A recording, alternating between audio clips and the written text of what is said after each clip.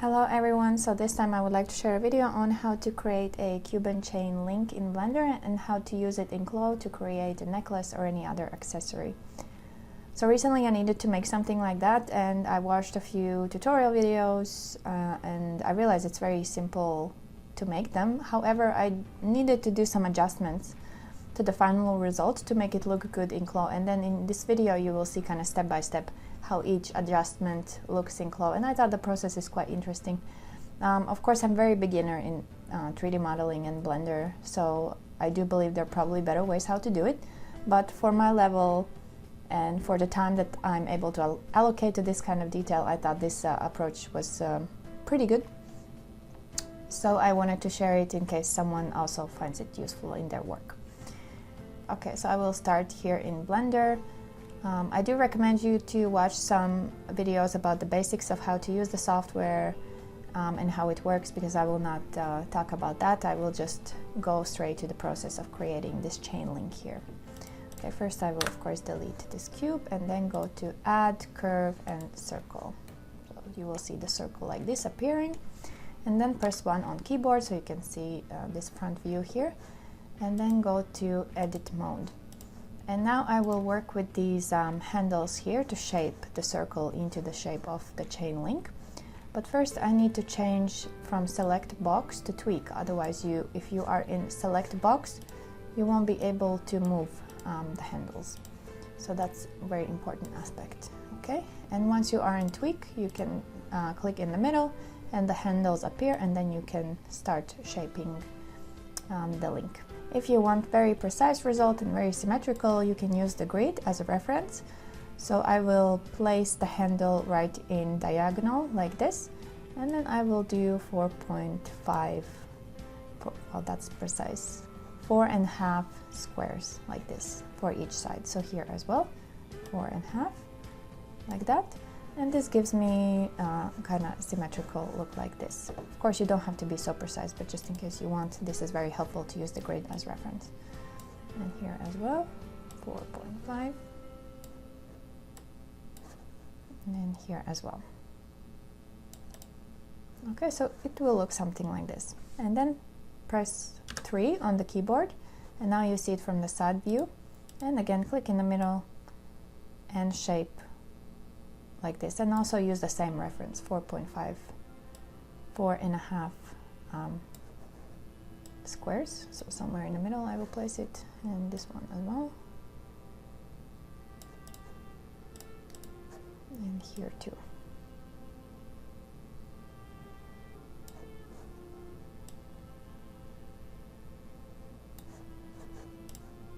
Okay, so the shape will look something like this.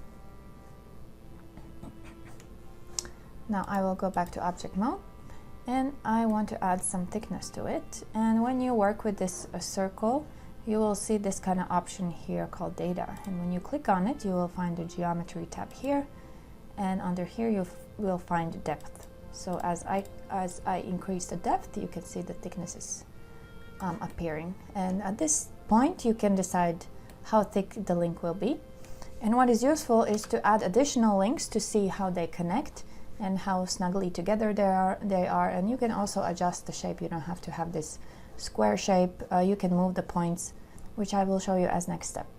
So how to add additional links? Well, this is the very simple and basic method where you just copy and paste and you move them to the side. Maybe there's like some smart function in Blender where you can copy objects and link them, but I'm not aware of that kind of function. So just for the process to be very simple, I just use something that I understand and can relate. Okay, so as you can see, they're not very snugly. There's still some space here. So what I can do, I can create, I can add more thickness to it. 0.33, and then I will adjust the placement. Something like that. Of course, it doesn't have to be perfect unless you really want it to, but I do like this kind of look better. And then if I look from the side, there are some gaps there, but maybe the curve is a bit too high, but I don't really want to go so much in detail and make it so perfect. So I think this result is fine for me as well. And for example, if you want to adjust the shape, you can select the object, the middle one, do edit mode. And then here, when you click on the point, you can move it. So you can change to the move option, and then you can kind of maybe stretch it out like that if you want that kind of shape. So here you can do many different things. So I will do that stretching. So -15. And then this one I will do the same, but I will do 0.15, so it's the same. And then I can go to object mode. I will delete these, copy paste and move them, copy paste and move them. And as you can see now, I get a little bit different shape. And then here maybe I can also increase the thickness even more so they are closer together. So yeah, there are a lot of options for customization, I think. Oh. Okay, something like that. Looks pretty good.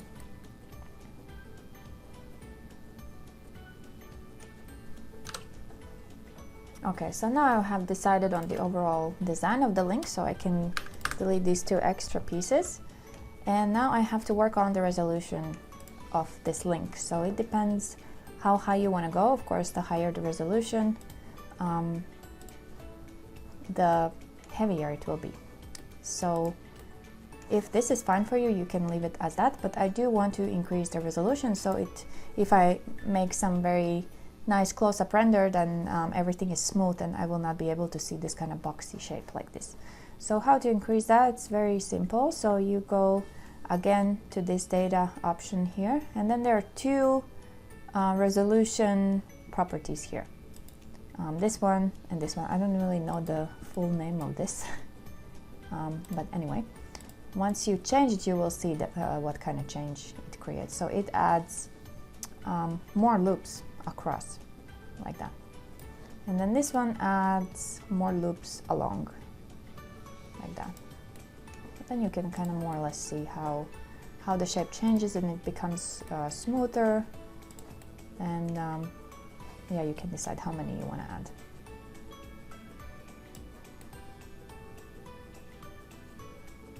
Okay, that seems quite nice. Okay, I will have it super smooth like this.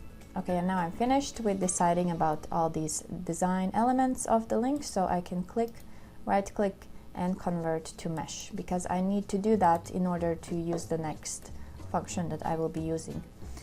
And now I will press 1 on my keyboard so I can see it from the side view like this, and I need to chop off this part. So if you know how a Cuban chain looks, it has this chopped off part here, and also I guess on the bottom as well, but I will do just top in this case. So I have to select the object, go to sculpt mode, and then if you scroll down, you will find this option here, box trim.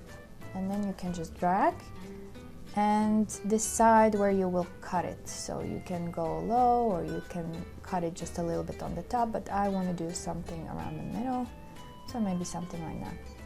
And once you do that, you can see the top part is now chopped off, and more or less looks like Cuban chain link. Yeah. So now I need to do some fine-tuning, because you can't really use it in CLO just as it is right now, and I will show you why. So I will go export OBJ, and I will save it as chain. No. Okay, now I will go in CLO, file, import, OBJ, and I will import in centimeter. Okay, so you can already see it's not looking quite right. And if I change to mesh view, as you can see, once you import an object in CLO, it automatically is changed into triangles. It's triangulated, and this part is definitely not looking good. And especially if you will use metal, it will stand out very much. It just does not look smooth, and you can't fix something like that in CLO, and in render it will look like that, so it's not really a very realistic look of the chain. Okay, so that's why we need to do some adjustments. Okay, so now I will do some cleanup of the area where I did the cut. So I will select the object, go to edit mode, and I want to make this edge smooth, a smooth shape. So first what I did, I wanted to remove this edge here because it's not very helpful for me. So I just dissolved it like that. And then I want to use the bevel function to create a rounded edge. However, at this point I can't really use it, so if I select this face and I want to use this bevel, if I do it, you see it's not really working because there are a lot of vertices close together and they're not working well with this function. I don't know exactly why, like what's the fundamental issue here, but just from looking at it, I can say that it does not look good. So some cleanup is necessary.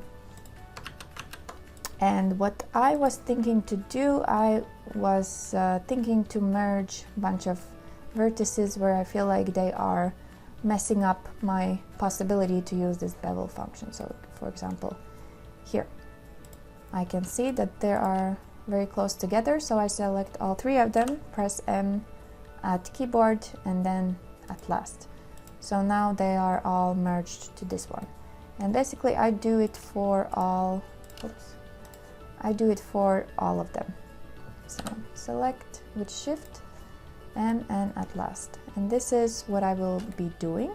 So I will just fast forward this process so you don't have to look at it, because first of all, I'm very slow. Second of all, there are a lot of vertices that I have to merge.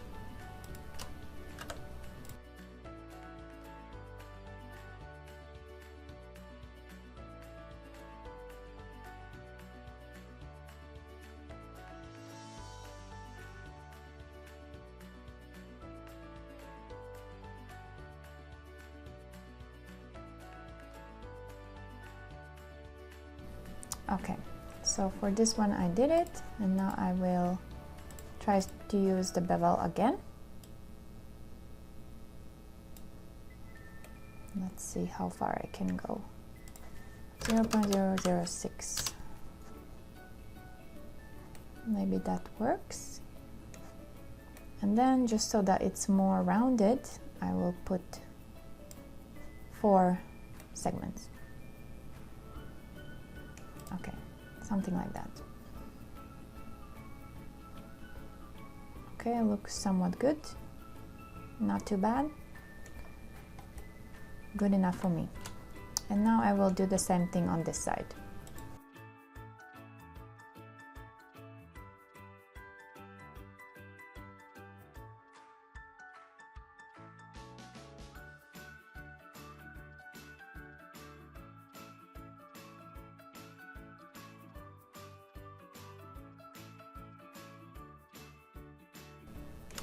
Okay, let's see if everything will be okay.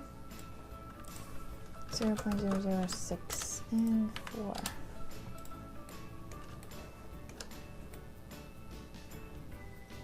Okay, the edge looks really nice.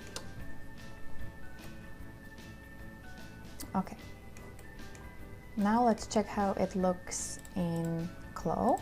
So go export object, and this one I will call feed edge.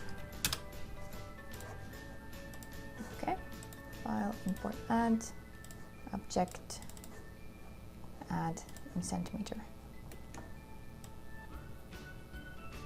Oh, I will use this one.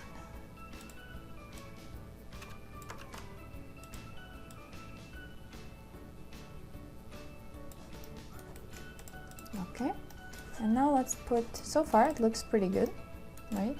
And now let's put the metal. So looks much better, right? But you can still see these like slight lines, and you will see them in render too. So we need to do a few other steps. So here again you can see that the triangles are created, and CLO automatically creates them, and they're always from like one point to all these vertices like that. So you could fix that by triangulate the object in Blender directly. So how to do that? Very simple. So go to this modifiers option, add modifier, generate, and do triangulate. And now this looks much better, I think. And now we can go file, export, object.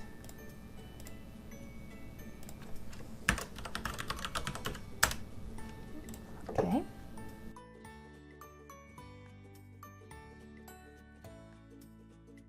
Actually, this did not really improve anything. Okay, so now I want to add some additional faces here so that it's not so zigzaggy like that, and I think that will definitely improve the look. So first I will just remove this modifier, select my object, and then go to edit mode, and then I want to add some faces here. So I will do one by one because I'm sure there will be some error that I have to fix, and then I choose the insert faces, and then as I drag, you can see that there's this kind of issue.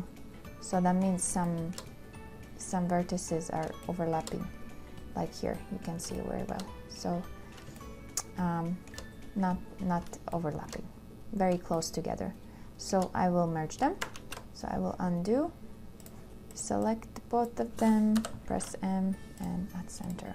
Okay, and now again I can check if there's any issue. Looks like nothing is overlapping now, so I will do 0.05. Okay,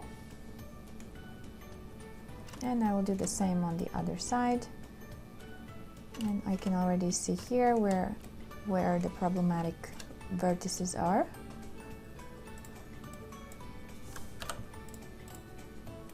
Okay.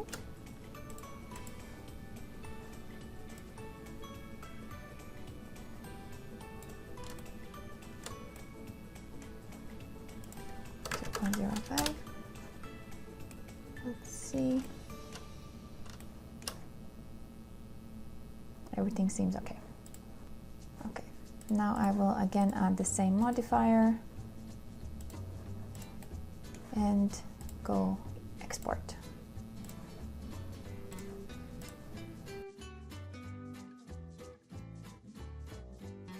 And let's see, looks much better. So you don't see any zigzaggy lines here, and it looks pretty smooth. And also the edge is quite nice, and the only part like this area is kind of you can see some like breaks like this, so maybe there needs to be some fine-tuning there. But how I fixed it very easily, because I don't really know, you know, how to fix something like that easily, so I would just do divide mesh in CLO, and then it seemed like it really made it very smooth. So in case you need that kind of quality, you can somewhat fix it in CLO, and then just export this from CLO, and then you can use it later, but of course it will be quite heavy. So let's see how it will look. So I will just move it in the middle, like that.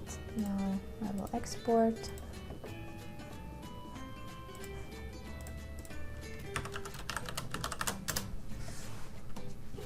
Okay.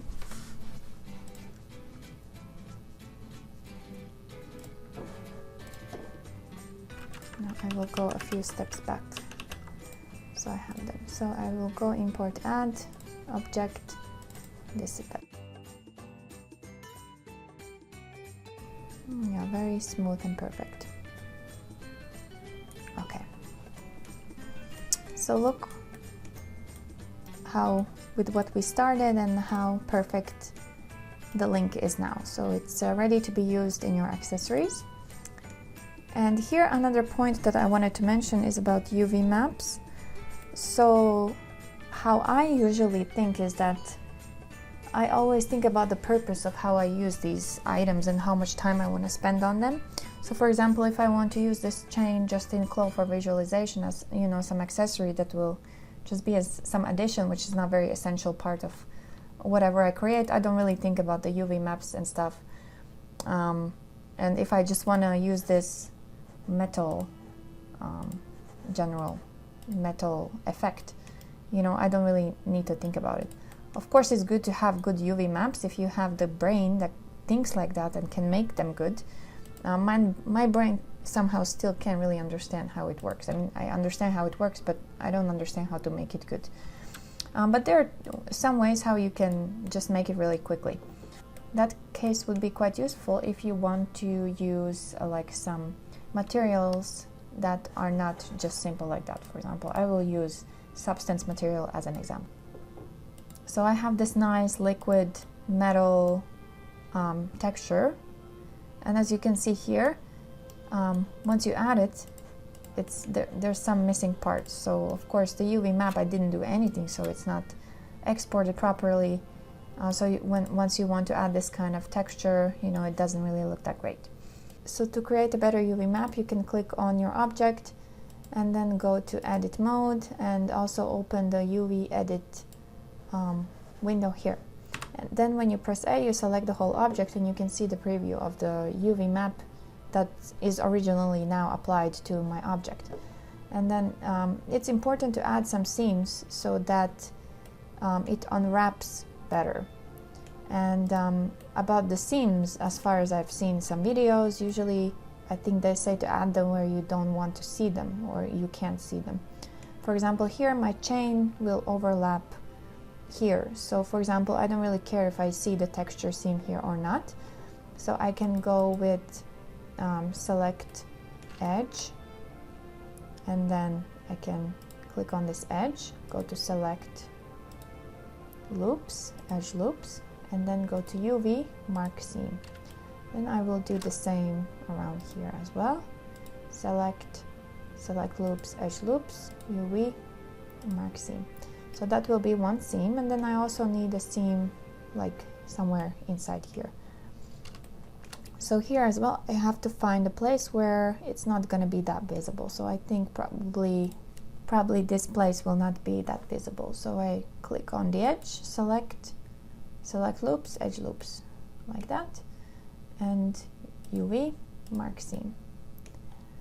And here I don't want to see any seams because it's a very kind of important area for the chain link. So here I will not add any seams. And now I select everything with A, go to UV unwrap, and you can see you can get something like this. Probably this is also not very good because the texture most likely will be shrunk in some places, maybe stretched out in some places. But then again, I have to think about what kind of quality I want to see and whether this very high quality and very accurate mapping of the texture is very necessary for me. In this case, of course, it's not.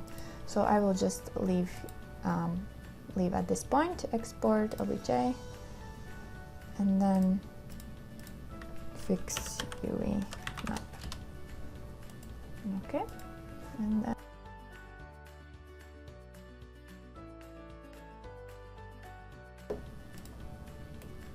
okay, and you can see now it's nicely mapped on my chain link. And whether or not there's some shrinkage or stretching, you can't really see because it's a very kind of fine texture, and you know, you have to have some crazy eye to be able to see that. So yeah, these are the aspects that you can think about whether you need them or not. Now all the work in Blender is finished, and now I will create a button out of it. So I will go new project, okay, and now I will add avatar, okay, and I will add the link as a button. So here I click on default button on this plus icon so I can register a new button, and then I have to find my OBJ. And now I select mesh here, and I will leave this as it is because it's quite important for the proportion. If you start changing it, you might not achieve the correct proportion, and in that case your object file might get distorted. So it's good to keep the original at this point. Okay, button is registered, and now I will create base for the necklace. Something like that. I will place it around the neck. And I will add sewing here, simulate.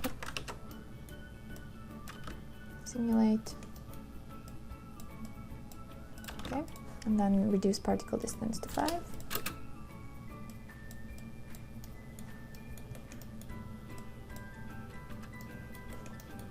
Okay, and I will also reduce skin offset.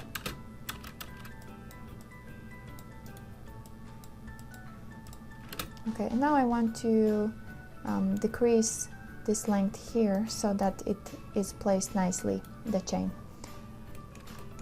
And for that I need to find the middle point here, like that. And I will use the steam tool, and I will shrink this part, like that.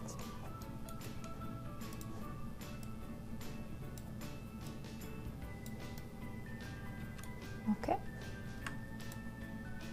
And now I will adjust the physical property.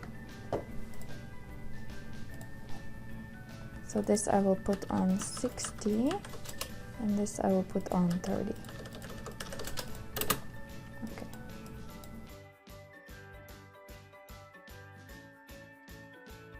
And actually with steam you can control a lot when it comes to shape. So you can always refine the shape once you add the chain links, and if it's not really looking that great, you can go in, add some more steam, and just play around with it and see how it works. Here also fabric properties, you can adjust, maybe it needs to be a little bit more stiff. Okay, this is much better, I think.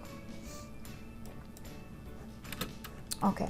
And why I do this with a straight piece is just because it's much easier to add buttons and align them nicely. Because if I make this shape as a pattern, you have to manually put every button, and it might take a lot of time. So I think this is easier in my opinion. Okay, now I will add internal line just so that I have kind of guide. And I will change it to baseline, because sometimes when you have internal line and you try to put buttons on it, it doesn't work. The button is not placed somehow, I don't know why. Okay, and now I will add the chain link. So this one I created. And of course this is a very small one, 3 millimeters. So I want it to be much bigger. But here it's also very important to keep the proportion. So for example, if I want it to be 3 centimeter, I also need to put the thickness 10 times bigger, so the thickness is 1 centimeter, and that will ensure that you have the right proportion. So if you, for example, want to do 25, then make sure you calculate the thickness that you need to keep this correct proportion. Okay, and now I will put it here. And here is the chain link. And now I will copy and paste it. Ctrl C, Ctrl V. And I can already kind of decide, maybe this will be good. Ctrl C, Ctrl V. And then I put it so that it is linked together quite well, like that. And then right click, and then let's see how many I need. Okay, 39. And here you have it. It's very nicely placed, and it could be that here, because I did some shrinking and all that, they become quite crowded and they don't really look natural. Though I don't really have this kind of chain, so I don't know, maybe that's how it falls. But if you want, for example, here there's a gap, so you probably don't want that gap. And then this easy way how you can fix it. You can select all of them, including this one, and then in 2D you can move them horizontally, and then you can see in preview how much you need to move to close the gap, like this. And then you can deselect the one that's finished and then move the rest of them again to avoid this gap here. Again, deselect with shift and then move the next group. And then this one as well. So a little bit refinement is necessary. Okay, looks good. And now let's check the back. Here you can see it's a bit overcrowded. So then there are two options here which you can do. Either you can increase the length of the base, or you can decrease it so that the links come together. So I will decrease it. Oh. And before simulating, don't forget to switch off collision. Okay, let's simulate.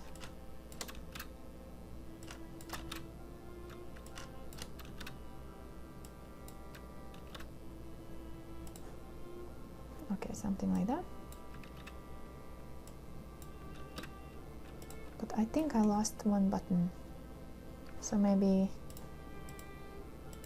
this button here I don't see anymore, so I will just delete it, because maybe I should have moved this part instead of that one. But I can always add it and then change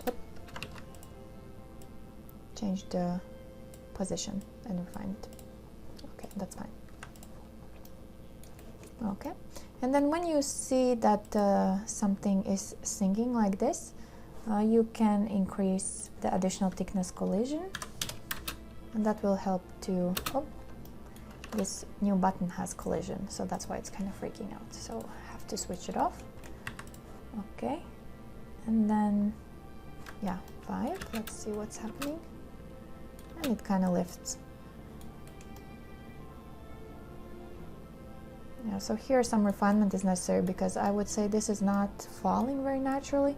Maybe the fabric is too stiff, or you can help the simulation out with some pins and make it more natural. But for beginning, I think this will be okay. Looks good. And then the last step, of course, is to make the base fabric transparent, because you don't want to see that. And then we can go to button and we can customize the surface. So whether you put it on metal and have it like this, or you can go ahead and add any other texture file, or use a substance texture like this. Okay, basically that's it for the video. These are the things that I wanted to show you. I hope some of these tips are useful in your work as well, and thank you for watching and have a good day. Bye!